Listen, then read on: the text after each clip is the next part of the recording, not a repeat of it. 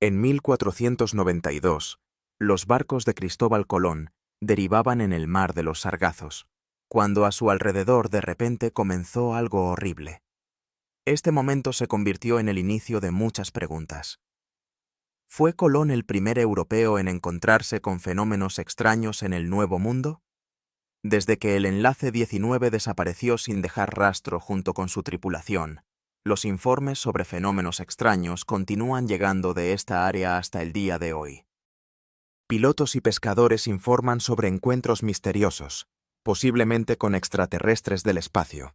¿Dónde está la clave del misterio que se oculta bajo el nombre de Triángulo de las Bermudas? Muchos hoy en día perciben el problema del Triángulo de las Bermudas como una superstición o una invención.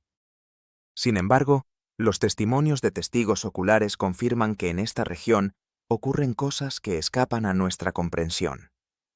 Para muchos, el Triángulo de las Bermudas sigue siendo solo una figura geométrica en medio del Atlántico, con vértices en Florida, Puerto Rico y el archipiélago de las Bermudas. ¿Qué hace que esta parte del océano sea diferente de las demás? Según los cálculos de los científicos que se ocupan del problema del Triángulo de las Bermudas, desde 1945 se han registrado más de 1000 desapariciones allí. No solo desaparecieron pescadores, sino también cruceros, aviones privados y aviones de pasajeros, y junto con ellos, desaparecieron tanto los pasajeros como las tripulaciones. Richard Weiner, autor del libro El Triángulo Diabólico, señala que el mayor misterio de esta área son las desapariciones del buque de guerra Ciclopes americanos. Este vapor, de longitud de 150 metros y un desplazamiento de 19.000 toneladas, desapareció durante la Primera Guerra Mundial, cuando muchos barcos utilizaban carbón y había pocos de diésel. A bordo se encontraban 300 marineros y oficiales que se dirigían desde Barbados británico a Norfolk, estado de Virginia. Tanto el barco como su tripulación desaparecieron sin dejar rastro. Algunos culpan a las condiciones climáticas, ya que una repentina ráfaga de viento, no es raro en estos lugares, puede hundir un barco o un avión en cuestión de segundos. Sin embargo, otros creen que en esta área operan fuerzas mucho más siniestras. El Dr. Charles Berlitz, autor del libro El Triángulo de las Bermudas, pasó años verificando casi todas las teorías que explican la desaparición de barcos y aviones en esta región. En el informe de Colón, se menciona que él fue la primera persona en observar objetos extraños en el cielo nocturno sobre el mar de los Sargazos. Solo podemos especular sobre el horror innombrable que abrumó a sus valientes compañeros, perdidos en medio de un mundo inexplorado y espeluznante. En el diario de a bordo de Colón, se describen los mismos fenómenos misteriosos que continúan aterrorizando a los pilotos y marineros que se atreven a asomarse al Triángulo de las Bermudas. Los habitantes de las islas del Caribe y de Puerto Rico informaron a Colón que tales fenómenos no son raros en estos lugares. En sus leyendas se mencionan constantemente dioses celestiales y barcos de fuego verde que vuelan en el cielo y navegan bajo el agua. La experiencia personal de algunos investigadores también confirma los extraños acontecimientos. Uno de ellos comparte: personalmente, casi no he tenido contactos con las fuerzas del Triángulo Diabólico. Solo una vez me pareció que vi un faro donde no lo había. Sin embargo, conoce a personas que se han encontrado cara a cara con estas fuerzas. Ellos vieron luces verdes que descendían del cielo hacia el agua y se perdían en el abismo, y afirmaron que era Innelo. Todas estas historias no se comparan en absoluto con los aspectos más escalofriantes del Triángulo de las Bermudas. Las misteriosas desapariciones, las listas de barcos desaparecidos y los barcos abandonados que se han disuelto en el cielo. Cada uno de estos eventos recuerda las vidas humanas que hay detrás de ellos.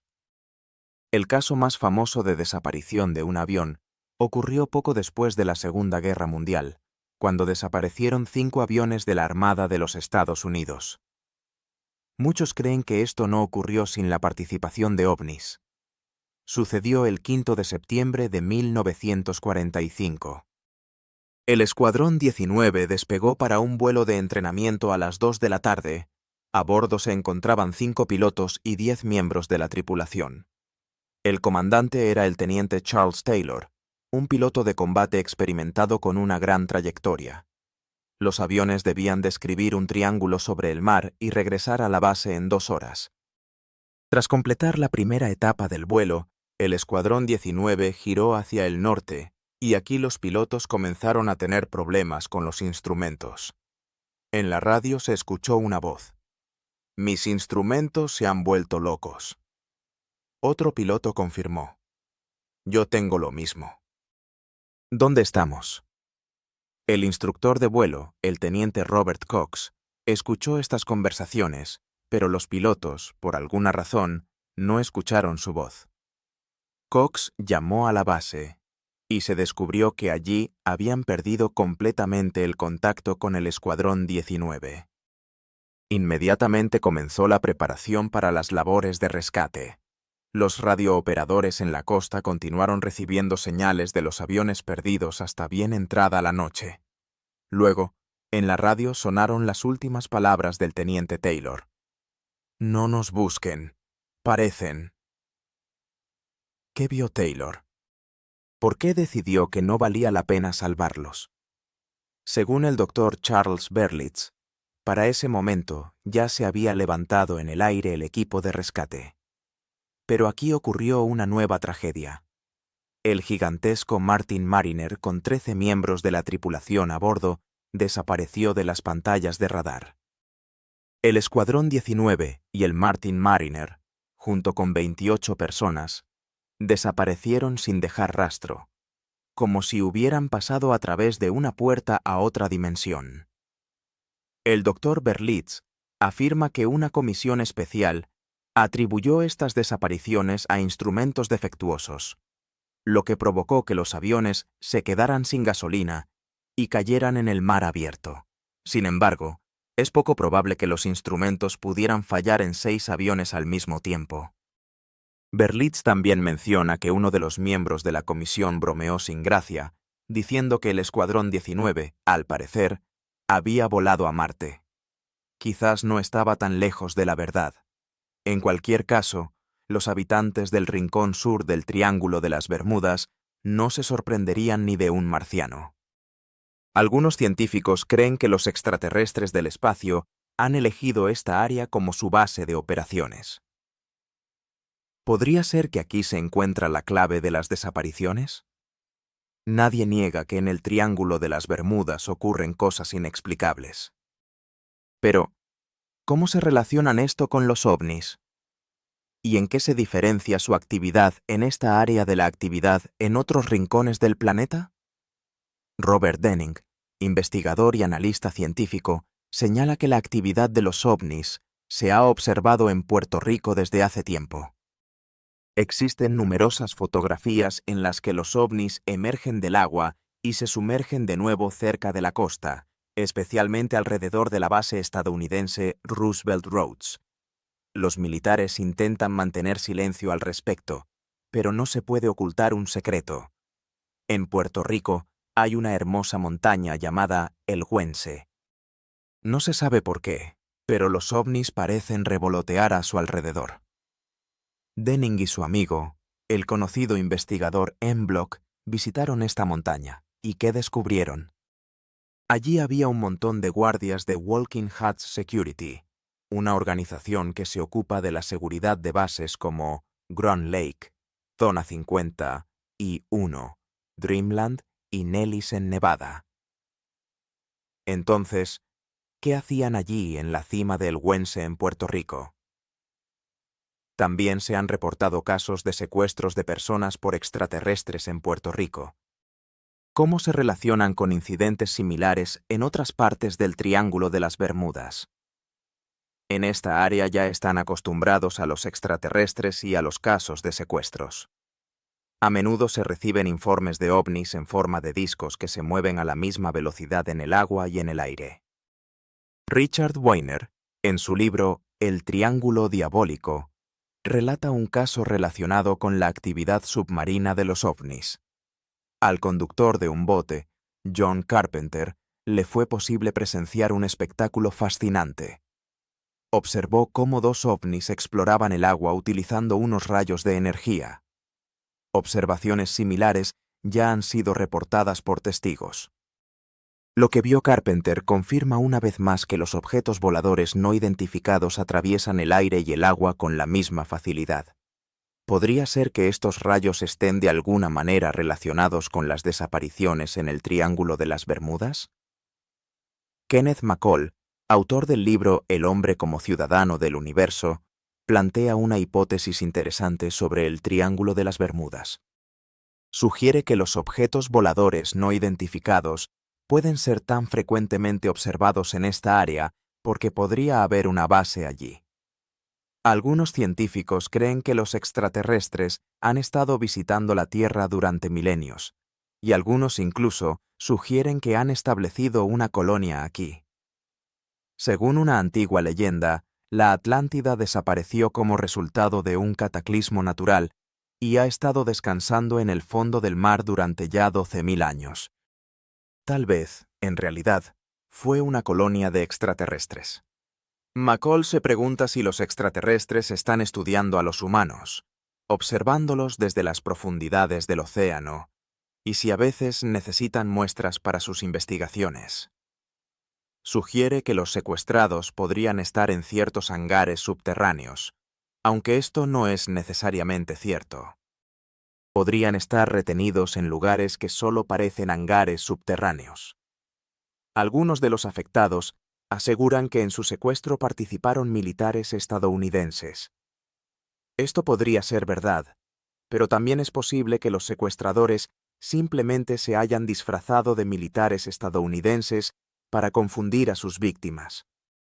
En el Triángulo de las Bermudas no solo se observan rayos de luz o energía, sino que a veces fenómenos extraños están acompañados de niebla o bruma. Einstein afirmaba que el Triángulo de las Bermudas es una puerta a otra dimensión espacio-temporal. Quizás la llave de esta puerta se encuentra a bordo de un objeto volador no identificado. George Winfield, editor de la revista Estrella, señala que están tratando con fenómenos interdimensionales. La investigación de estos fenómenos se ha llevado a cabo desde 1947, pero tienen una historia mucho más antigua. El fenómeno de los objetos voladores no identificados es muy complejo y consta de varios aspectos. El periodista e investigador George Schnipp plantea la cuestión de dónde vienen los objetos voladores no identificados. Señala que no hay una respuesta clara a esta pregunta. Algunos creen que los extraterrestres provienen de otras dimensiones, otros se refieren a universos paralelos, y otros creen que somos nosotros mismos, solo que llegados de un futuro lejano. Schnipp también se pregunta si hay testigos que han estado más allá de esta barrera y han regresado. Según afirman los expertos, el número de informes en constante aumento indica que miles de personas han estado a bordo de un objeto volador no identificado. Estos mensajes resuenan con los casos de secuestros en el Triángulo de las Bermudas.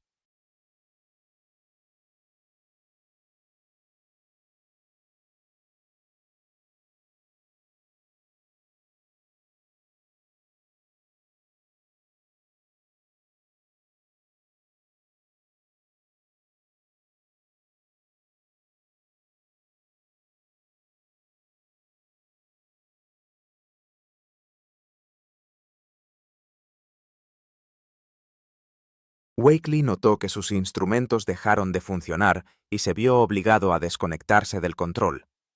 Pronto la neblina desapareció y el vuelo continuó normalmente.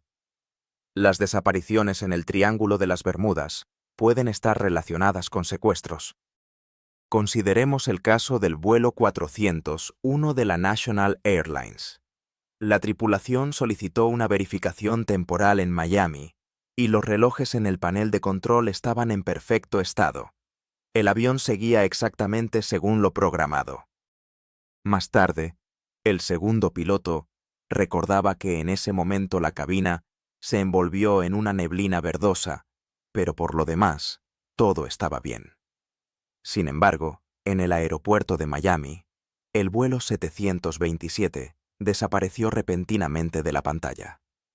El controlador de tráfico aéreo declaró inmediatamente una alerta, y en un minuto la Guardia Costera fue movilizada, mientras que en el aeropuerto se preparaban para lo peor. La azafata se sorprendió de que pudo realizar un trabajo que normalmente toma 10 a 12 minutos, en solo 3 minutos. El segundo piloto notó que la neblina verde alrededor del avión desapareció de repente, y el cielo se volvió absolutamente claro. Justo 10 minutos después de la desaparición del vuelo 727, volvió a aparecer en la pantalla. Investigaciones posteriores mostraron que el equipo a bordo estaba en perfecto estado. El vuelo 727 aterrizó con éxito en Miami. La tripulación observó con asombro el equipo de rescate listo para actuar. Los pilotos no podían creer que el avión se había retrasado 10 minutos. Cuando comenzaron a comparar los relojes, resultó que todos a bordo tenían los relojes atrasados exactamente 10 minutos. ¿Qué es entonces la neblina verde? Podría ser una puerta a otra dimensión. El capitán Don Henry, que regresaba de Puerto Rico con 25.000 toneladas de carga, sabe más sobre esto que nadie. Ese día el clima era maravilloso, y él descansaba en su camarote cuando de repente la electricidad falló.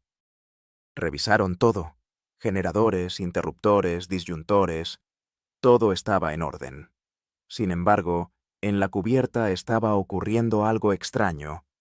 Toda la barcaza estaba envuelta en una especie de neblina. Decidiendo verificar qué estaba sucediendo, el capitán bajó y se encontró con lo inimaginable. Con 25 años de experiencia en navegación, nunca había visto ráfagas tan extrañas. De repente, todos los instrumentos fallaron. La brújula, la radio, el radar, todo se fue al traste. Al principio, solo temían por la carga, pero pronto el miedo también abarcó sus propias vidas. A pesar de los potentes diésel, la barcaza no podía moverse del lugar. Algo la retenía. Cuando la tormenta finalmente amainó, establecieron el piloto automático y fueron a inspeccionar los daños. En la cubierta, el capitán vio algo que le erizó la piel. Su cuerda simplemente colgaba en el aire, y en el otro extremo no había nada. Cuando la sacaron, resultó estar caliente, y su extremo no estaba desgastado ni roto, sino que parecía haber sido cortado. En el aire se sentía claramente una fuerza anómala, y el anclaje podía quemar. El capitán Henry considera que tuvieron suerte de regresar a casa con vida. La cuerda simplemente colgaba en el aire, y la barcaza con la carga, según sus palabras, parecía haberse evaporado. ¿Podría estar esto relacionado con extraterrestres? Esta suposición podría explicar los extraños eventos en el Triángulo de las Bermudas. Probablemente, los barcos y aviones desaparecidos fueron capturados por ovnis. Pero podría haber otras explicaciones. Tal vez las desapariciones se deban a fenómenos naturales triviales o a algo más horrible que un ovni. Al estudiar el Triángulo de las Bermudas, los investigadores están recopilando cada vez más testimonios que apuntan a una posible participación de extraterrestres en las desapariciones.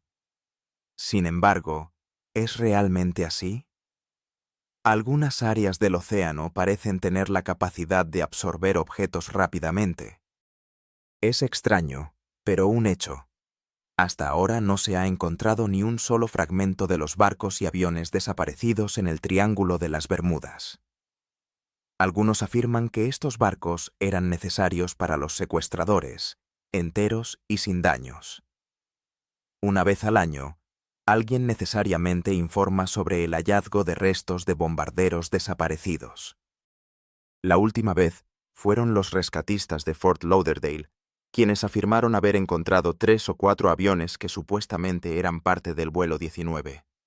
Sin embargo, Tras realizar una pequeña investigación, el capitán Henry descubrió que después de la guerra, en la base de Fort Lauderdale, se acumuló una gran cantidad de tales aviones, que a menudo eran desmantelados para piezas de otras máquinas. Para deshacerse de los restos, los cargaban en barcos y los arrojaban por la borda en alta mar. Él cree que los aviones encontrados terminaron así en el océano. Pero si los extraterrestres realmente están capturando barcos, ¿por qué sucede esto solo en un lugar del planeta? Cosas extrañas no solo ocurren en el Triángulo de las Bermudas. Existe un lugar similar en la costa este de Japón, conocido como el Mar del Diablo. Si en el centro del Triángulo de las Bermudas se perfora un pozo a través del núcleo de la Tierra, al final terminarás en el Mar del Diablo. Por cierto, solo en estos dos lugares la brújula apunta al norte geográfico y no al norte magnético, como en el resto del mundo. ¿Significa esto que estamos cerca de resolver el misterio del Triángulo de las Bermudas? El doctor David Jacobs, autor del libro Los problemas de los ovnis en América, señala que, desafortunadamente, por ahora no sabemos mucho. Se han acumulado muchos hechos, pero este problema siempre ha permanecido cerrado. La cuestión del propósito de los secuestros sigue abierta. Sin embargo, los investigadores están seguros de que están cerca de la solución.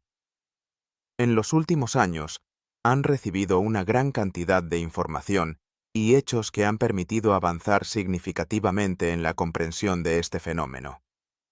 Uno de los investigadores señala: creo que en los próximos años resolveremos no solo el misterio del Triángulo de las Bermudas, sino también el de los ovnis en general. Miles de barcos y aviones desaparecidos no han dejado ningún rastro en la Tierra.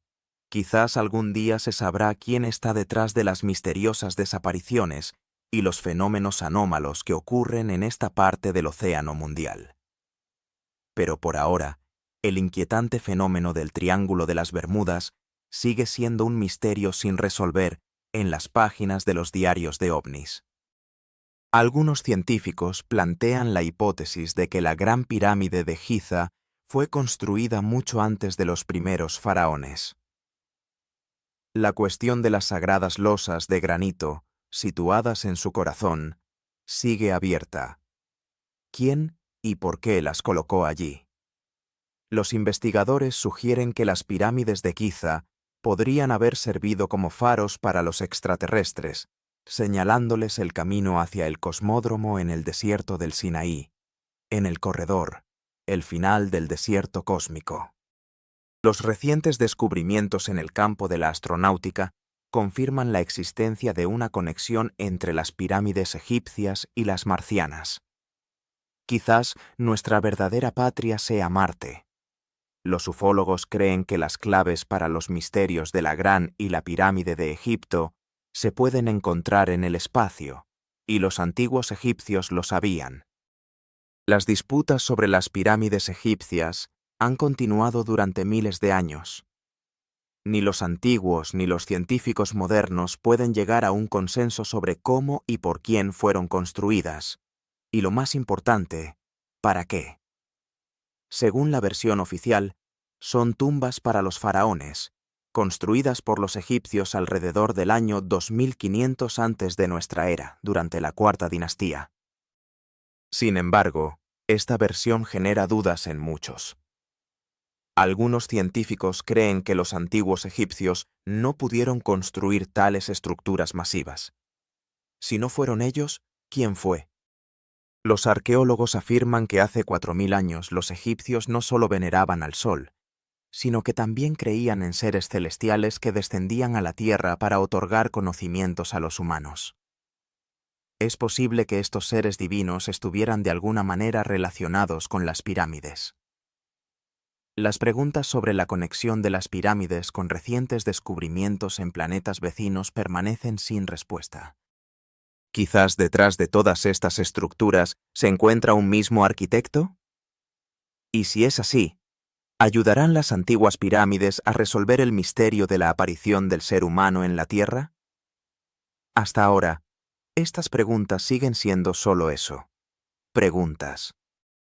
En ausencia de pruebas reales, las pirámides en el borde del desierto egipcio son simplemente 3 enormes montones de piedras. Las más grandes de ellas son las pirámides de Keops, o simplemente la Gran Pirámide. Los científicos modernos creen que desde el punto de vista de la matemática, la física y el sentido común, los egipcios no pudieron haber construido esta Gran Pirámide de Yufu. Y, sin embargo, se alza ante nosotros, 42 pisos de altura, con una superficie equivalente a 10 campos de fútbol, hábilmente ensamblada con bloques de piedra que pesan entre 2 y 10 toneladas. Con tal cantidad de piedra, se podrían construir 35 edificios del tipo del Empire State Building, y aún sobraría para un par de edificios de 9 pisos. La pirámide está orientada estrictamente al norte y tiene una arquitectura única. ¿Cómo pudieron los antiguos egipcios, con sus herramientas primitivas, construir una estructura tan compleja? Quizás simplemente no sabemos nada sobre los verdaderos constructores de la pirámide. Durante mucho tiempo, en todos los libros de texto se repitió la versión del historiador griego Heródoto, quien en el siglo V antes de nuestra era, tras visitar Egipto, escribió que la Gran Pirámide fue construida en 20 años por turnos sucesivos de esclavos, con un número de 300 hombres. Pero, ¿es esto realmente cierto? El ingeniero Ron Charles subraya: para construir tal coloso en 20 años, se necesita colocar bajo 10 toneladas de piedra cada 3 a 5 minutos, y esto las 24 horas del día. Hoy no contamos con tales tecnologías. Pero la colocación de piedras es solo una parte del problema. ¿Cómo lograron los egipcios transportar enormes bloques de piedra desde la cantera hasta el sitio de construcción de las pirámides? Chuck Missler, ingeniero y astrónomo, señala la popular versión en el cine, según la cual las pirámides fueron construidas por cientos de miles de esclavos. Él califica esta teoría de absurda. Nada más estúpido se puede imaginar. David Teulin, autor del libro El signo y el testigo, añade que los egipcios de la cuarta dinastía no se caracterizaban por ser belicosos y, aun si no fuera así, no habrían podido reunir tal cantidad de esclavos. Con tal escasez de mano de obra, a los egipcios les resultaba imposible construir las pirámides, incluso utilizando dispositivos complejos para transportar piedra, afirma él. Además, los egiptólogos aún no saben qué dispositivos específicos se utilizaron. Entre los científicos existen 2 campos principales.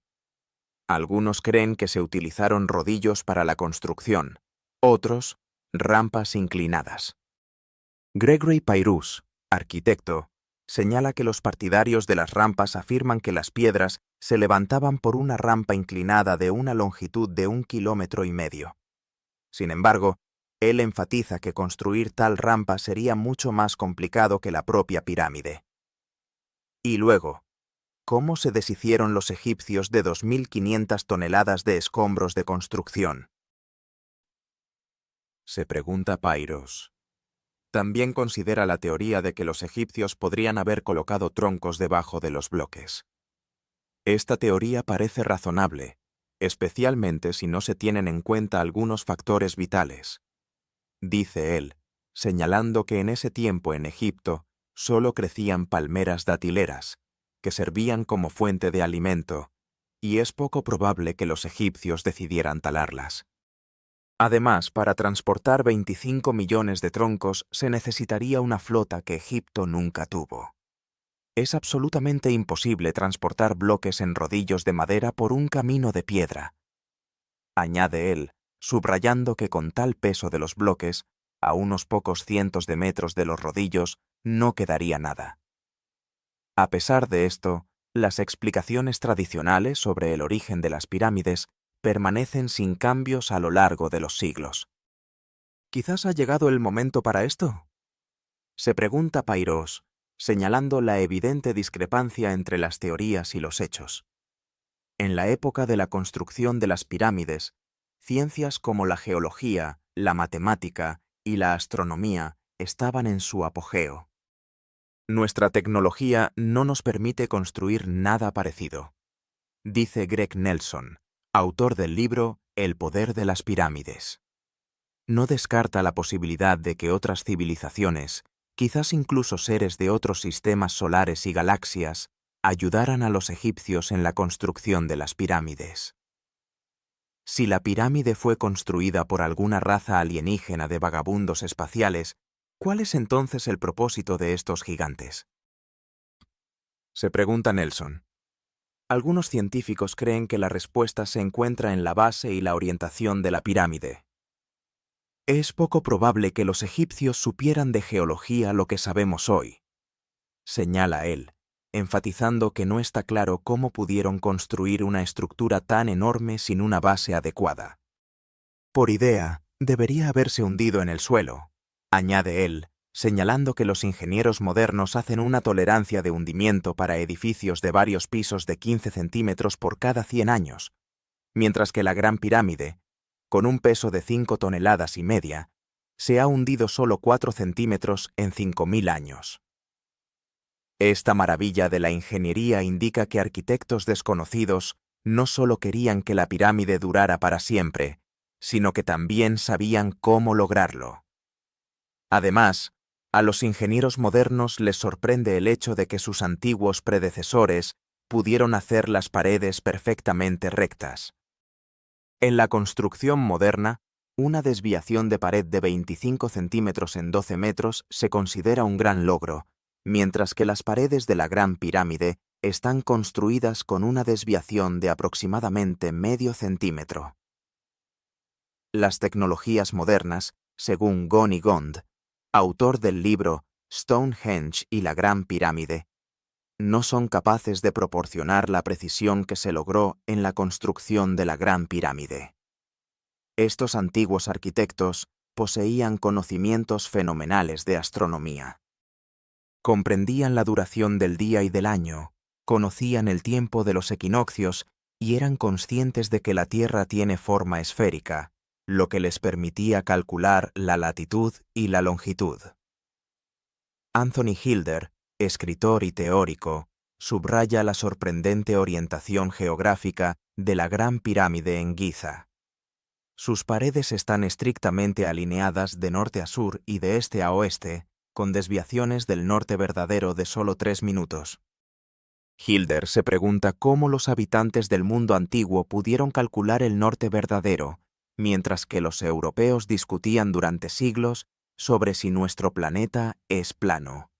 Los egipcios, o sus maestros, ya hace 4.000 años calculaban libremente la latitud y la longitud en la superficie esférica de la Tierra. Richard Hoagland, autor del libro Monumentos marcianos, afirma que 2 descubrimientos científicos recientes refutan las ideas tradicionales de que las pirámides egipcias servían como tumbas para los faraones. El primer descubrimiento se refiere a muestras radiactivas y de carbono radiactivo que mostraron que la cima de la pirámide es varios miles de años más antigua que su base. El segundo descubrimiento está relacionado con arena radiactiva encontrada en el centro de la pirámide, en las habitaciones detrás de la cámara funeraria real. Estos 2 hechos, según Hoagland, se explican bien entre sí y pueden indicar la existencia de tecnologías que eran familiares para los constructores de la Gran Pirámide. También existen suposiciones sobre viajes interplanetarios y la presencia de extraterrestres. Algunos científicos expresan la opinión de que dentro de la Gran Pirámide actúa una poderosa energía negra, que ellos llaman la maldición de los faraones. David Davis, escritor e historiador, señala que la maldición de los faraones afectó por primera vez a 2 ingleses, Howard Carter y Lord Carnarvon, quienes en 1920 investigaron la tumba de Tutankamón. Entre los artefactos encontraron una tablilla con un hechizo, advirtiendo sobre la violación del descanso del faraón. Aunque esto no asustó a los científicos, sus asistentes locales pudieron entrar en pánico y huir, escondiendo la tablilla. Sin embargo, poco después de esto, 3 docenas de personas involucradas en las excavaciones murieron.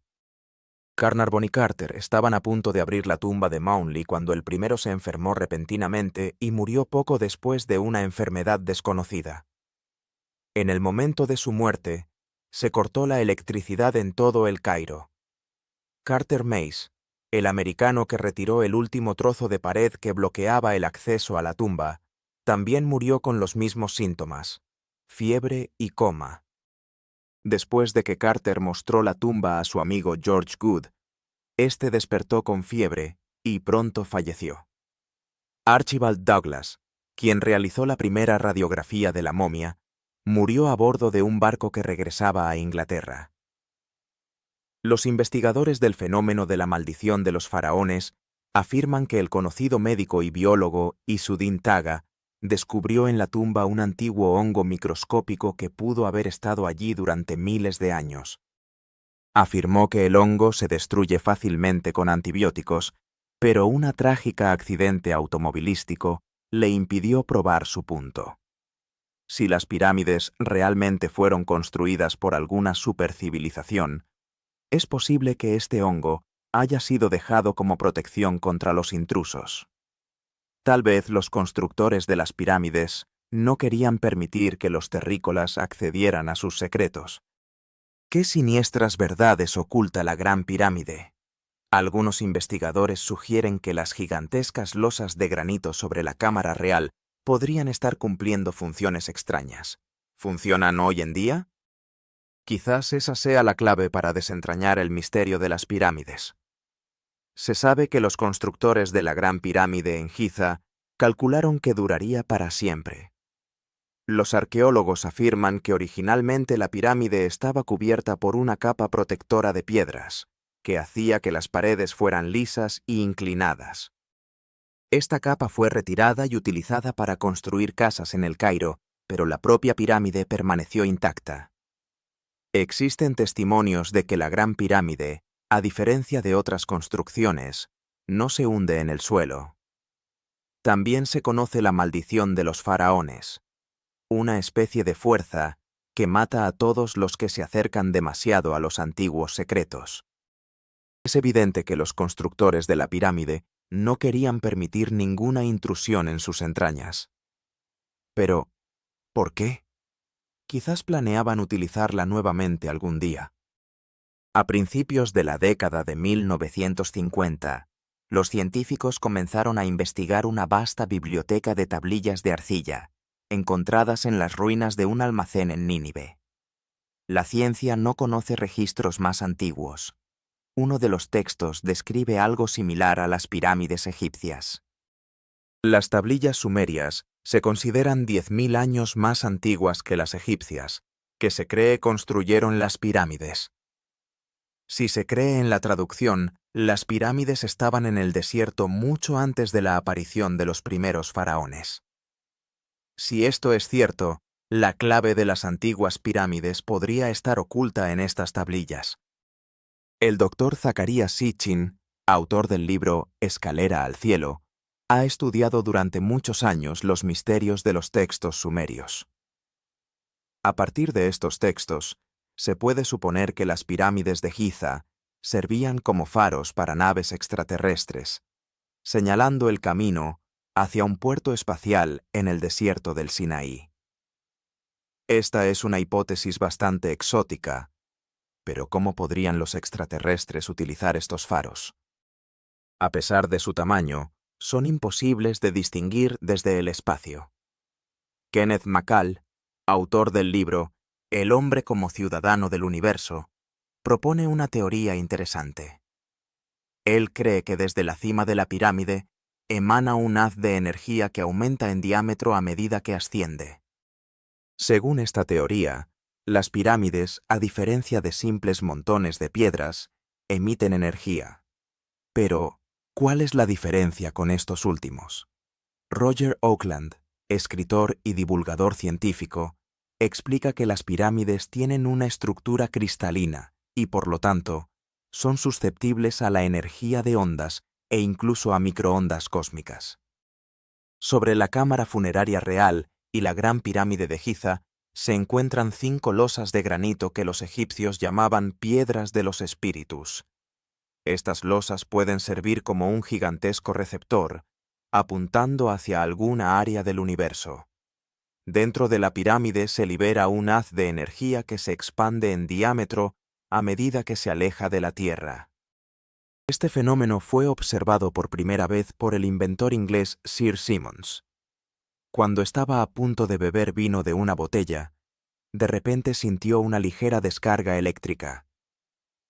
Esto sorprendió a Simons y envolvió la botella con un periódico húmedo, convirtiéndola en un simple acumulador conocido como Banco de Leyden.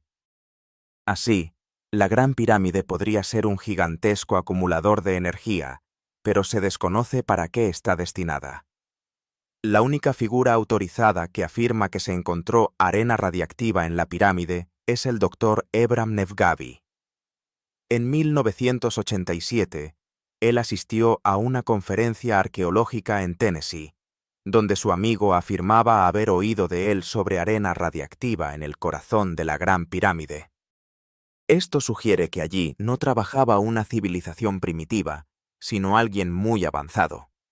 Así, los antiguos textos sumerios pueden describir los verdaderos propósitos de las pirámides como faros para los errantes cósmicos. Suena increíble, pero esta es la primera hipótesis que explica todas las extrañezas de la Gran Pirámide, su ubicación, construcción y diseño. Sin embargo, ¿existen otros argumentos a favor de constructores extraterrestres de las pirámides?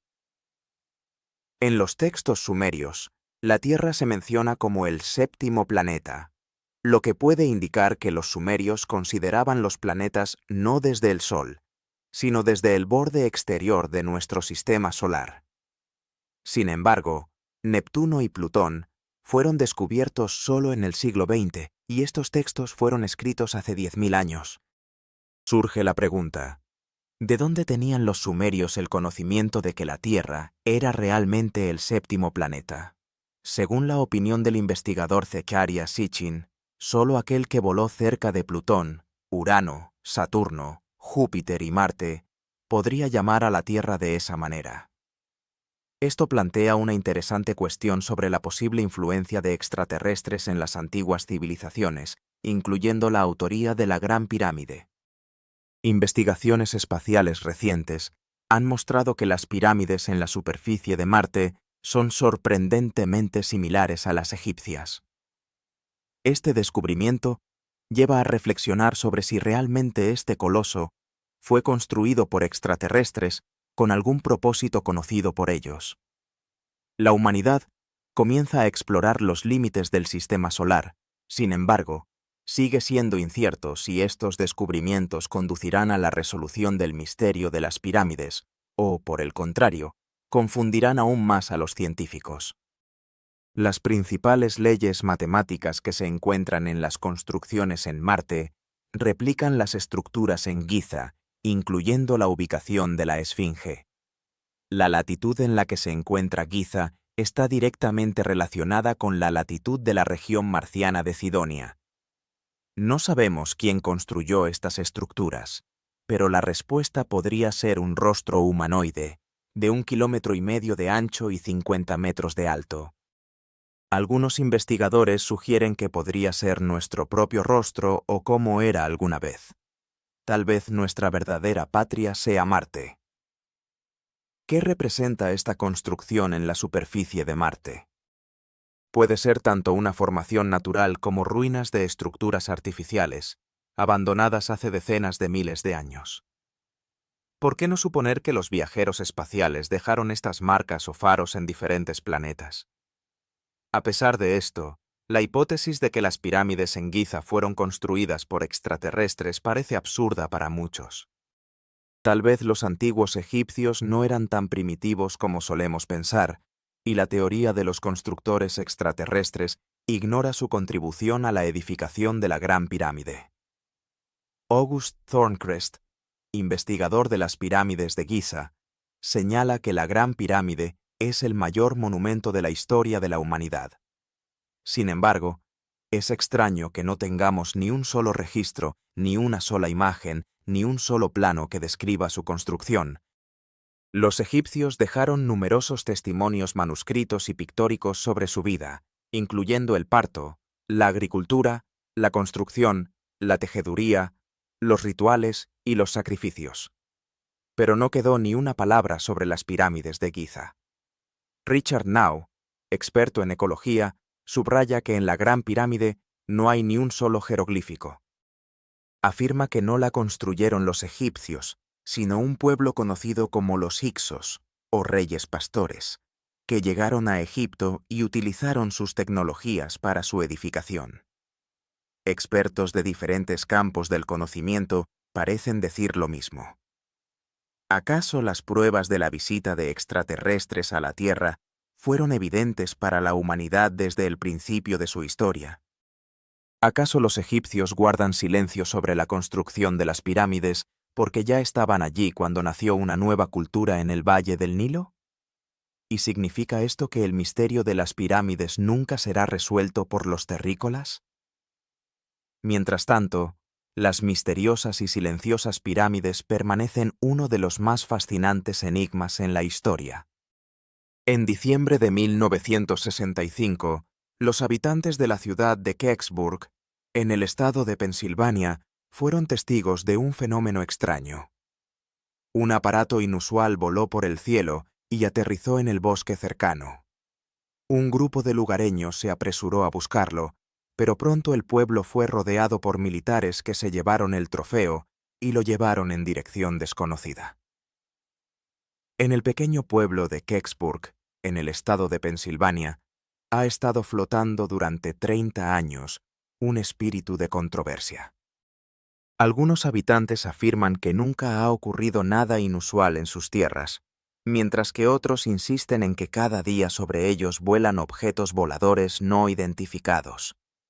La historia de un extraño objeto metálico que realizó un aterrizaje forzoso en el bosque cercano ha sido la causa de interminables rumores y un persistente silencio. ¿Qué ocultan los habitantes de Kecksburg? ¿Un secreto militar o un secreto del universo? Para entender esto, es necesario regresar a diciembre de 1965. Stan Gordon, ufólogo, recuerda cómo el objeto apareció sobre los bosques de Kecksburg a las 4:47 de la tarde. Existen numerosos testigos que observaron su caída, sin embargo, nadie escuchó los sonidos del desastre.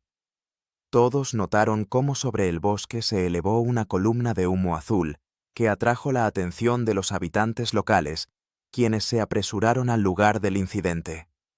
En el fondo de un barranco forestal, descubrieron un objeto metálico, aún humeante por su rápido paso a través de la atmósfera de la Tierra. James Romansky, uno de los primeros en llegar al lugar, describe: «Vi un gran aparato, algo así como una mazorca de maíz. Tenía un parachoques bastante abollado en la parte inferior del fuselaje. No puedo describir con precisión su color. Bronce, cobre, acero, es difícil de determinar». Según los testimonios, pronto llegaron camiones, soldados y equipos al lugar. Nos encontramos en estado de emergencia. Alrededor había jeeps, camiones, soldados, continúa Romansky. Dos hombres con capas idénticas y cortes de cabello cortos salieron del bosque. Uno de ellos, mirando a su alrededor, anunció en tono oficial el cierre del acceso a esta área y ordenó a todos que se dispersaran hacia sus casas. Stan Gordon, quien entrevistó a los testigos, descubrió que el objeto había estado en el barranco solo unas pocas horas antes de que lo capturaran los militares. Trajeron aquí un remolque con 2 plataformas. En la trasera había un elevador con un cable y un transportador de carga.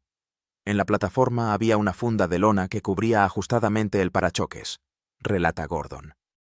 Más tarde en la noche, el remolque con la plataforma dejó Kecksburg. Más tarde se supo que el camión se dirigió a la base de la Fuerza Aérea Lockford en el estado de Ohio, y luego a Dayton, a la base Wright-Patterson. Probablemente, el objeto fue seguido, y se preparó un grupo especial de captura para llevar a cabo la operación.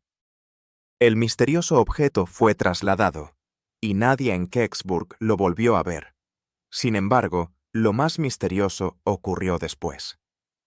El presentador del programa de noticias, John Murphy, consideró el incidente en Kecksburg lo suficientemente importante como para una investigación periodística y entrevistó a los testigos.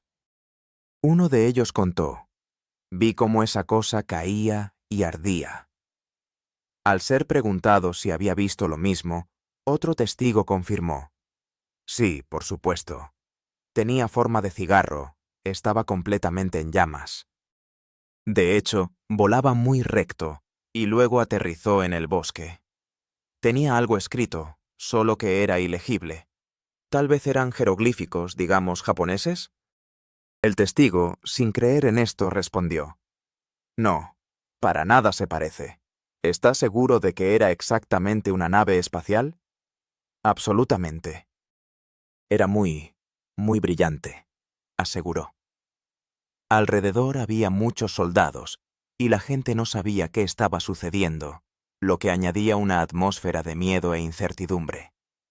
Los testigos de la caída del objeto y su captura más tarde estaban muy asustados. John Murphy, uno de los testigos, comparte sus impresiones. Poco después del incidente, las personas que habían compartido gustosamente sus observaciones de repente comenzaron a negarse a mencionar sus nombres. ¿Qué ocurrió en las horas siguientes a que los testigos dieran sus declaraciones? Esa noche realmente había muchos militares, y, según algunos, estas personas se negaron a testificar no por su propia voluntad. Quizás simplemente fueron forzados a hacerlo o incluso pagados por su silencio. Kevin Randall, autor del libro Historia de los accidentes y el encubrimiento, afirma que las autoridades oficiales niegan la conexión entre los ovnis y los extraterrestres, aunque en realidad saben de su existencia. Él subraya: «Los militares sabían que estaban tratando con una nave espacial, por eso se comportaron como en una guerra». Sin embargo, surge la pregunta: ¿dónde están las pruebas de que el aparato no fue lanzado por los propios militares? ¿Cómo conocer la verdad sobre lo que ocurrió el 9 de diciembre de 1965? Quizás estamos buscando algo que en realidad no existió. Algunos habitantes de Kecksburg afirman que no hay ningún secreto militar aquí. Muchos rechazan la versión del accidente sobre Kecksburg y creen que fue un meteorito común. Según Jim Romansky, la versión del meteorito fue sugerida por los propios militares hace 30 años. Alguien de la localidad preguntó qué creíamos que era, y los militares, sin pensarlo, soltaron meteorito. En respuesta, solo nos reímos, porque sabíamos que era una mentira pura, recuerda él. Sin embargo, esta versión se convirtió en la oficial. ¿Podremos ahora, después de 30 años de desacuerdos entre los propios testigos, encontrar dónde están los extremos y el principio de esta historia? Dado que se desconoce en qué museo está el meteorito apresuradamente llevado, comenzaremos nuestra investigación seleccionando claramente los testimonios falsos. Los verdaderos ufólogos siempre intentan encontrar una explicación lógica a los fenómenos misteriosos y a los fantásticos relatos de los testigos. Primero que nada, descartemos la versión sobre una broma. Esa noche realmente ocurrió algo que puso a las tropas en alerta. Sus acciones solo pueden explicarse por un evento de importancia estatal. El vuelo de una esfera brillante y ardiente fue observado en Canadá y en varios estados estadounidenses, incluyendo Michigan, Indiana, Ohio y Pensilvania. Así, Kecksburg es solo el final de esta historia.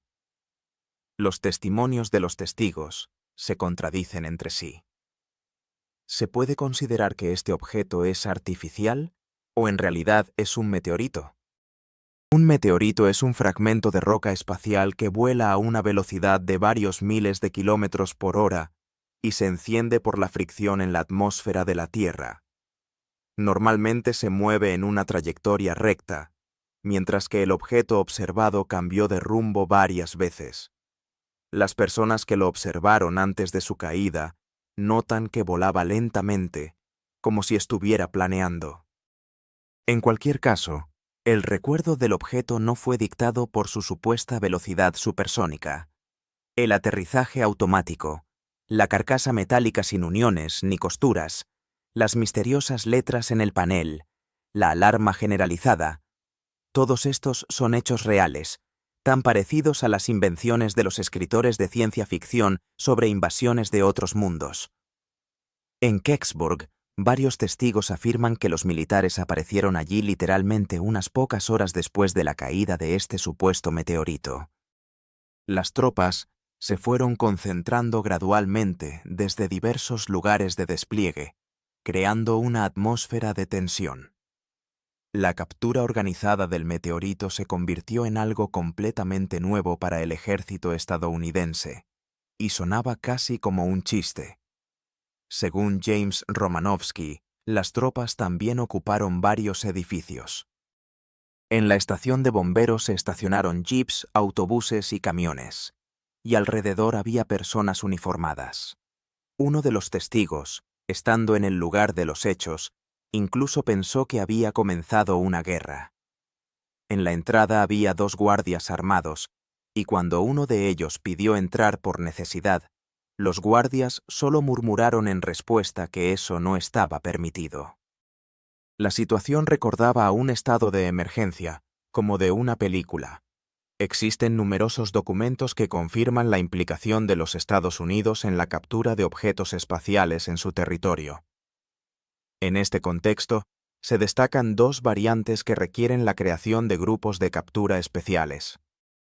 La primera es cuando un vehículo espacial de otro país aterriza en el territorio nacional, y la segunda es cuando el objeto es una nave de extraterrestres.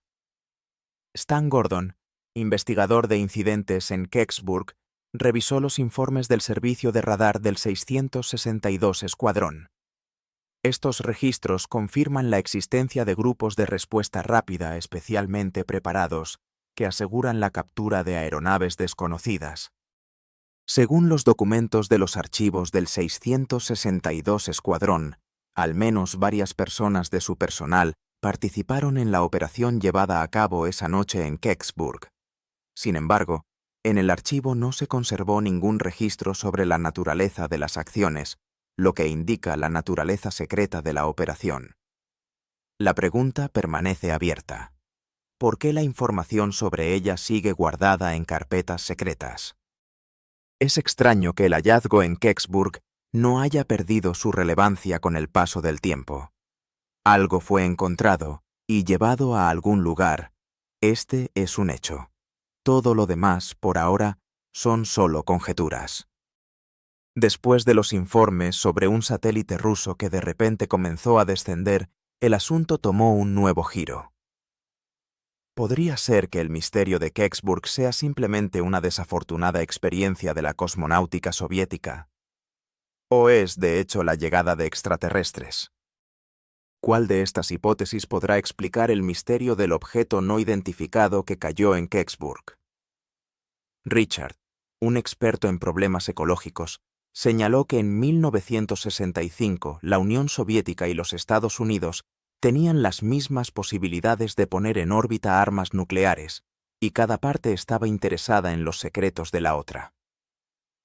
Al lanzar etapas de cohetes espaciales, generalmente se queman en la atmósfera, aunque en algunos casos no ocurre una combustión completa. Esta práctica no ha cambiado hasta el día de hoy, y a veces grandes módulos caen enteros a la Tierra. Existe un tratado según el cual los países están obligados a devolver los satélites caídos que lanzaron. Los estadounidenses buscaban con gran entusiasmo el satélite soviético Cosmos 96, que en ese momento representaba tecnología avanzada. Se daba especial importancia a los módulos de cohetes espaciales y armas nucleares. ¿Por qué ahora, cuando la Guerra Fría ha sido reemplazada por relaciones más amistosas, no despedirse de los secretos militares de aquellos años? ¿Podría el hallazgo en Kecksburg ¿Haber sido un fragmento de un cohete soviético o incluso una cabeza nuclear desprendida? En primer lugar, los cohetes portadores no están equipados con un sistema de aterrizaje suave, como el que se observó en Kecksburg. En segundo lugar, si eso hubiera ocurrido, no habría quedado ninguna ventana intacta en los alrededores. El Cosmos 96 fue lanzado el 23 de noviembre de 1965, y su acelerador se desprendió sobre Canadá unas horas antes de los eventos en Kecksburg. De hecho, estos dos eventos tienen mucho en común, pero solo en que ocurrieron casi simultáneamente. Entonces, en lugar de Venus, el satélite soviético terminó en Kecksburg, ¿y el origen de la inscripción en él es completamente terrenal? Estaba cubierto de círculos, estrellitas y varios garabatos. ¿Podrían ser jeroglíficos, digamos, japoneses? Sin embargo, como señaló uno de los investigadores, nunca había visto tales jeroglíficos. La marcación de los satélites soviéticos de aquellos años causaba desconcierto entre quienes no estaban familiarizados con el idioma ruso o el alfabeto cirílico. Teniendo en cuenta que el objeto quemado en la atmósfera no era en absoluto nuevo, las marcas en él podrían haberse distorsionado. Uno de los investigadores, cuyas raíces se remontan a Kiev, recuerda cómo una vez le pidió a su padre que escribiera algo en sus lenguas nativas, ucraniano y ruso. Él asegura que la escritura polaca y rusa no tienen nada en común con lo que ha visto con sus propios ojos. Sin embargo, la mayoría de las personas se ha tranquilizado, creyendo que la nave espacial Cosmos 96 y el objeto que cayó en Kecksburg son lo mismo. No obstante, Stan Gordon, el investigador, estaba claramente insatisfecho con tal conclusión. Él subraya que el satélite debería tener soldaduras y dispositivos, y las fotografías del objeto que ha visto muestran que definitivamente no es Cosmos 96. Con 30 años de experiencia como maquinista, añade, he recortado un montón de hierro, yo sé lo que hago. Es difícil no estar de acuerdo con su observación, y él admite que podría haber sido una nave extraterrestre. El objeto que cayó en diciembre de 1965 en los bosques de Kecksburg, estado de Pensilvania, se convirtió en objeto de numerosas controversias. Los investigadores se preguntan si podremos convencernos definitivamente de que no fue un satélite ruso no controlado Cosmos 96. Sabiendo que Cosmos 96 cayó a la Tierra el mismo día, muchos no imaginan lo que realmente era. El aparato encontrado en Kecksburg era significativamente más grande que el satélite Cosmos Venera. No tenía ni remaches, ni tornillos, ni costuras, y también faltaban las antenas sensoriales externas que distinguen a la mayoría de los satélites soviéticos.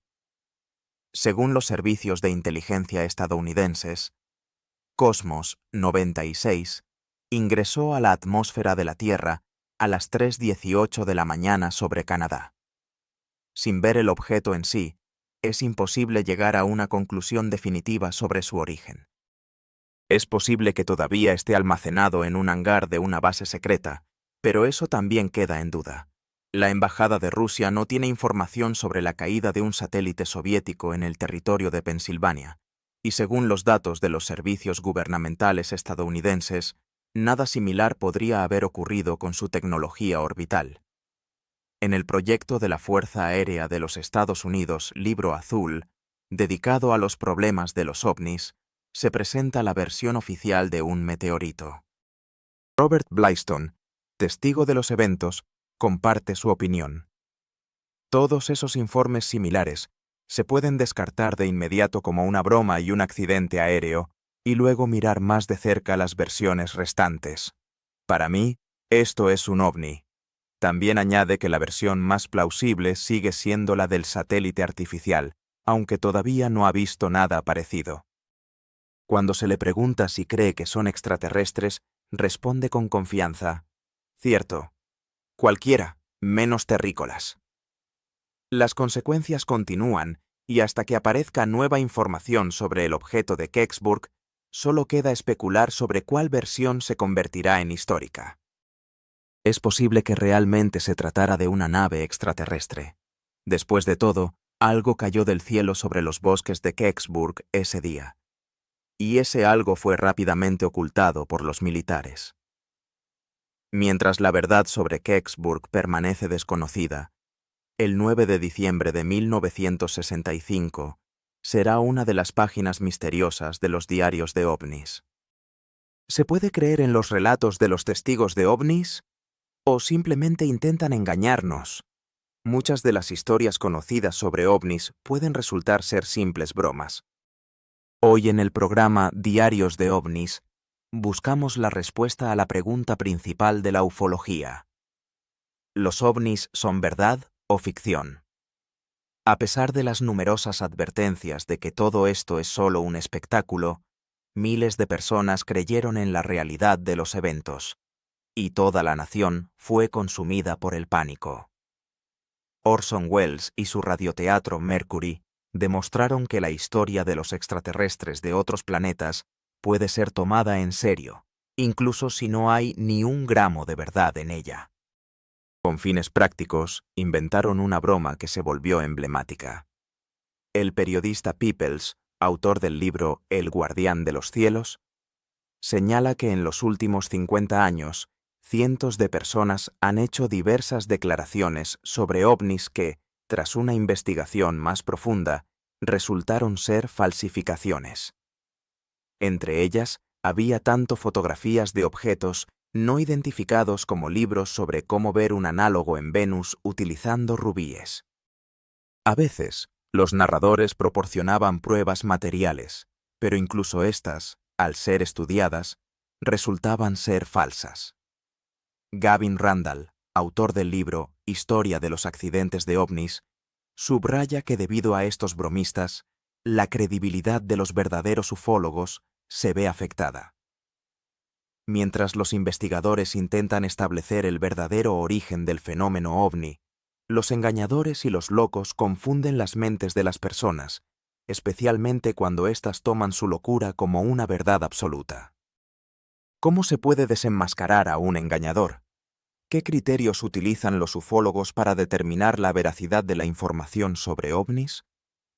En primer lugar, es necesario establecer qué motiva cada mensaje. El historiador Curtis Peebles relata cómo se descubrió una de las mistificaciones.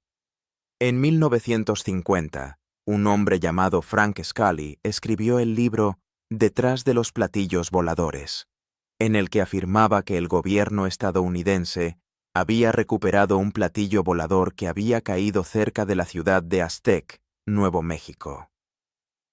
Scully supuestamente se enteró de esta historia a través del magnate del petróleo Silas Newton. Newton le ofreció a Scully una historia interesante, afirmando que tenía pruebas irrefutables de la veracidad de su relato. Describió las sorprendentes propiedades del disco, que fue probado por uno de los más grandes científicos del país, quien concluyó que no era una falsificación. Scully, interesado, aceptó escribir un relato, si es que era verdad. Sin embargo, pronto se descubrió que el objeto era en realidad aluminio común, del que se fabrican sartenes y ollas. El engaño fue revelado por un conocido periodista llamado Guy P. Kahn, quien descubrió que la historia de la nave espacial había sido inventada para engañar a los inversores de la industria petrolera. Kahn relató cómo se acercaron a los agricultores y les dijeron que tenían un extraterrestre, y luego vendieron acciones a $50 cada una y desaparecieron. Posteriormente, se les acusó de fraude. Esta historia y su desenmascaramiento ilustran la constante lucha de los ufólogos contra todo tipo de mistificaciones. Pero, ¿en qué testimonios se puede confiar? Con la multitud de testigos, parece imposible encontrar la verdad. Solo hay relatos de individuos sobre lo que supuestamente han visto. ¿Significa esto que en realidad es imposible probar la existencia de extraterrestres incluso en nuestra era de exploración activa del espacio. Con plena confianza en los astronautas, podemos considerar sus informes sobre la observación de objetos no identificados como pruebas irrefutables.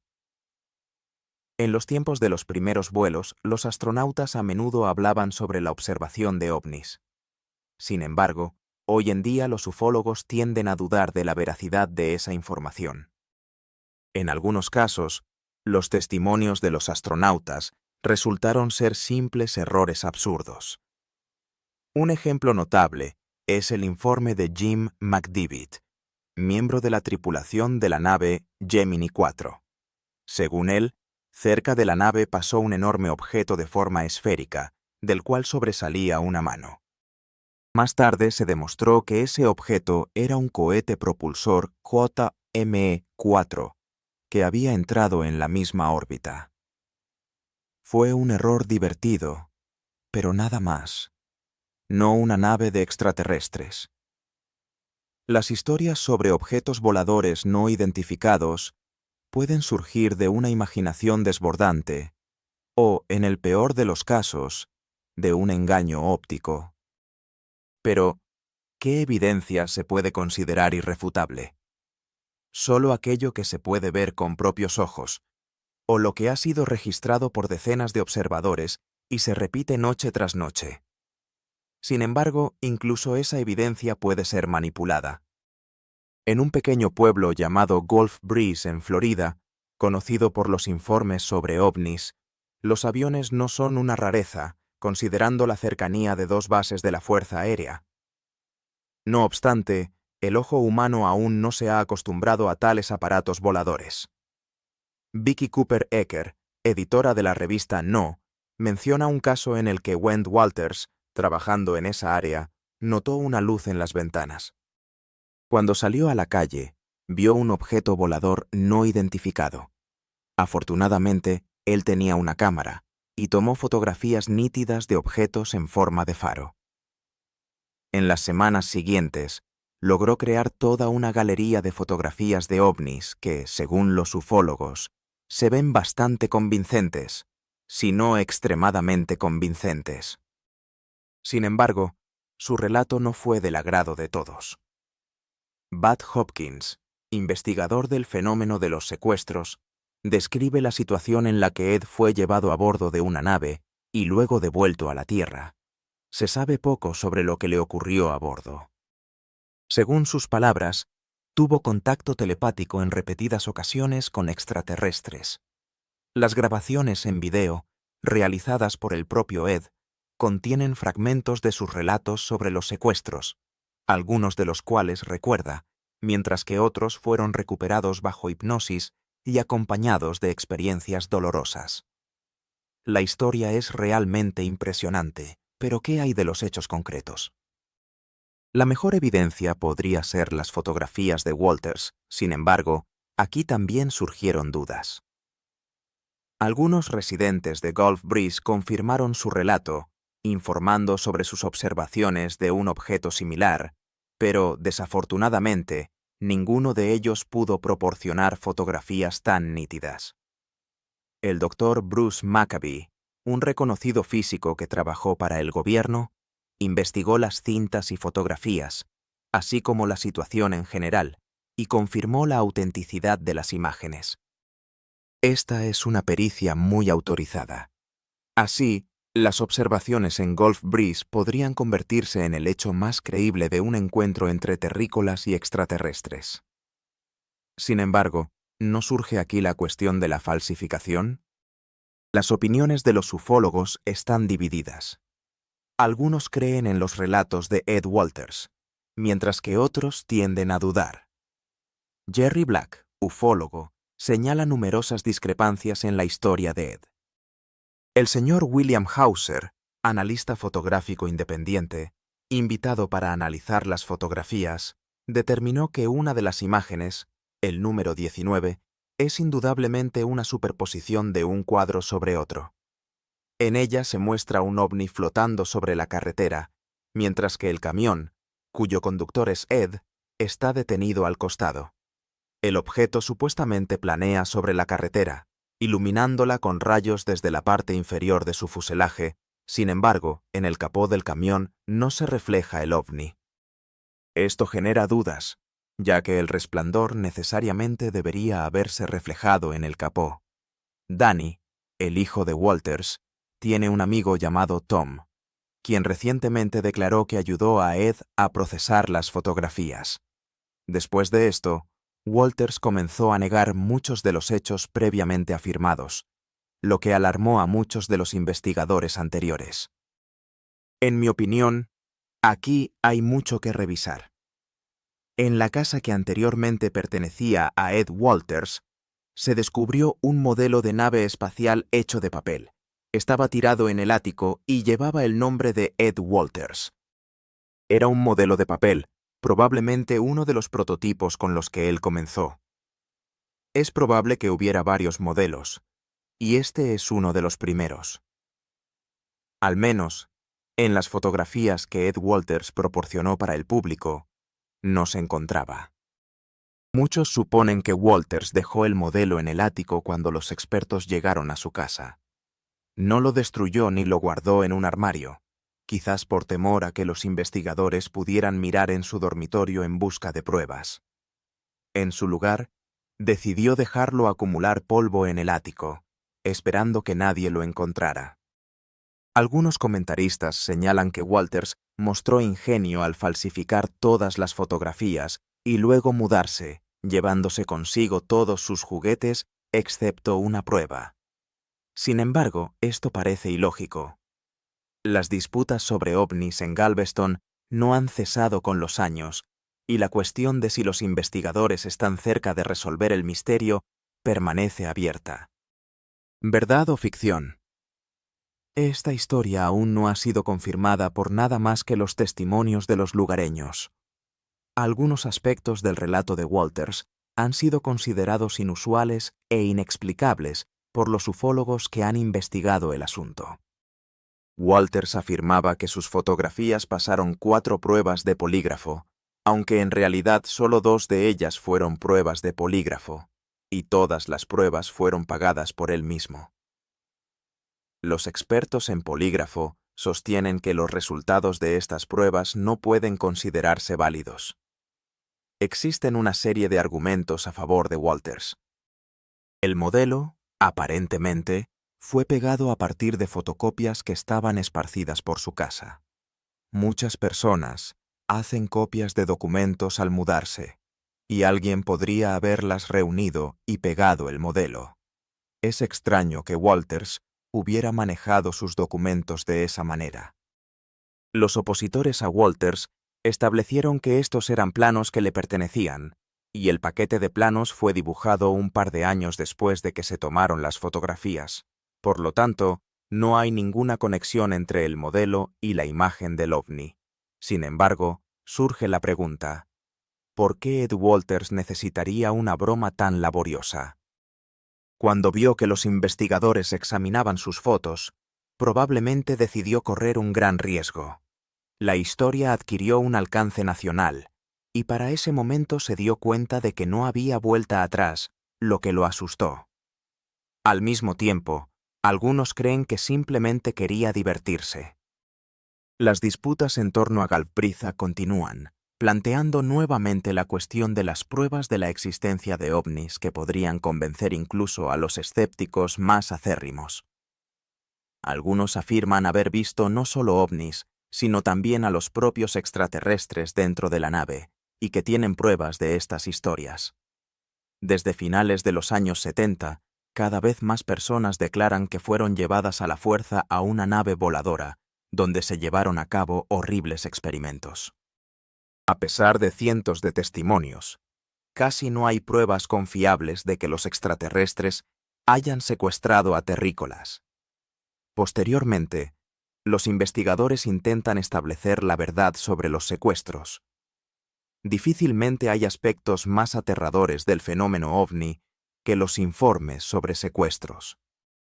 Según los testimonios de muchas de las víctimas, fueron secuestradas por extraterrestres, a menudo directamente desde sus hogares, y luego trasladadas a la nave, donde se les realizaron experimentos médicos.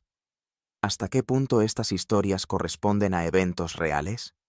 A menudo, aquellos que recuerdan haber sido secuestrados de un automóvil o de su dormitorio realmente estaban perdidos e incluso eran objeto de búsqueda. Hay muchos ejemplos en los que se llamó a la policía, se realizó un largo interrogatorio, y luego la persona aparecía repentinamente en el lugar de donde había desaparecido. El doctor David Jacobs, investigador del fenómeno de los secuestros, señala que muchos regresan con marcas inusuales en el cuerpo, cicatrices y moretones. Algunas cicatrices son aterradoras, alcanzando 6, 8, 12 y a veces incluso 16 centímetros de longitud. Surge la pregunta: ¿no son estas cicatrices que aparecieron de manera desconocida y los casos de tiempo perdido pruebas reales del secuestro de terrícolas por extraterrestres de otros planetas? En cuanto a las bromas, en los casos de secuestros son extremadamente raras. La cuestión de la percepción de los ovnis sigue siendo compleja y multifacética. Thomas Ballard, del Centro de Estudios de Problemas OVNI, subraya que a muchas personas les resulta difícil tomar en serio los ovnis, y mucho menos compartir sus observaciones. La opinión pública a menudo se burla de aquellos que afirman haber visto un ovni, llamándolos locos o alcohólicos. Este estigma ha existido durante más de 100 años. Las personas que afirman haber sido secuestradas saben que algo extraño e incluso aterrador les sucedió, pero sus recuerdos de los eventos permanecen borrosos. En algunos casos, pueden recuperar conscientemente los detalles del incidente, y entonces los investigadores recurren al método de la hipnosis. Este proceso puede ayudar a desbloquear memorias donde se almacenan los recuerdos de uno mismo. Bajo hipnosis, una persona puede relatar una historia detallada sobre un secuestro, incluyendo experimentos médicos llevados a cabo por extrañas criaturas. Sin embargo, surge la pregunta: ¿confirma la hipnosis la realidad de los secuestros por extraterrestres o se pueden interpretar sus resultados de otra manera?